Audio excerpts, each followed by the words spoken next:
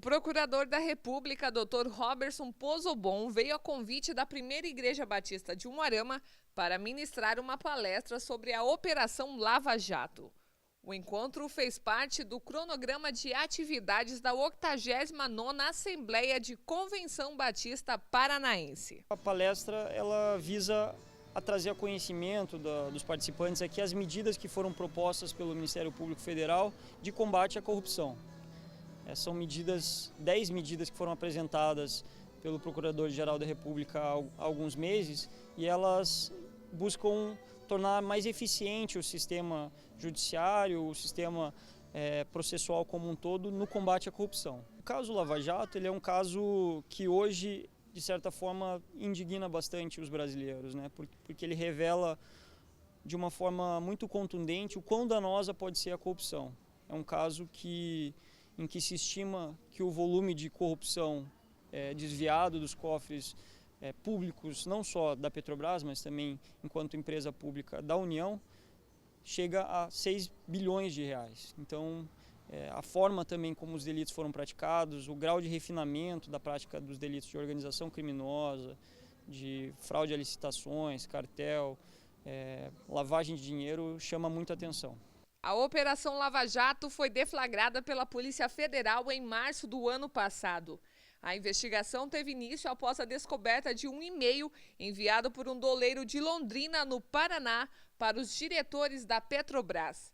Este e-mail tratava-se da nota fiscal de um veículo de luxo que levantou suspeita. Após essa transação, um processo bastante complexo foi montado. O caso ganhou repercussão internacional. A relação dos doleiros, o desvio da Petrobras e o envio de recursos para o exterior ainda não está concluído.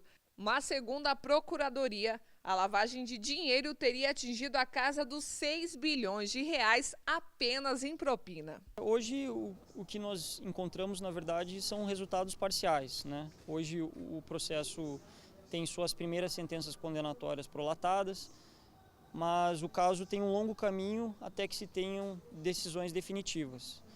Muito se pôde evoluir e num plano imediato com as colaborações premiadas, né?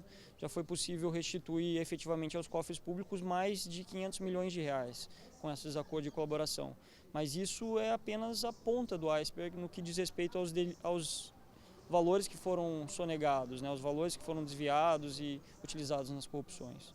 Então, todo esse cenário de corrupção apresentado de uma forma muito contundente na Lava Jato, ele traz a necessidade de tornar a corrupção um crime de alto risco, ou seja, de tornar a corrupção um delito que, acaso praticado, seja esclarecido, elucidado, processado e efetivamente julgado num tempo adequado e que o seu autor, os autores do crime, possam ser punidos de uma forma contundente para que não só não voltem a delinquir, como também para que outras pessoas não se sintam motivadas a praticá-lo. A estimativa é que, por meio da corrupção que assola o país, 200 bilhões de reais sejam desviados por ano no país. Dr. Roberson divulgou por meio da palestra algumas medidas que o Ministério Público Federal encaminhou ao Congresso Nacional para aprimorar a corrupção e a impunidade.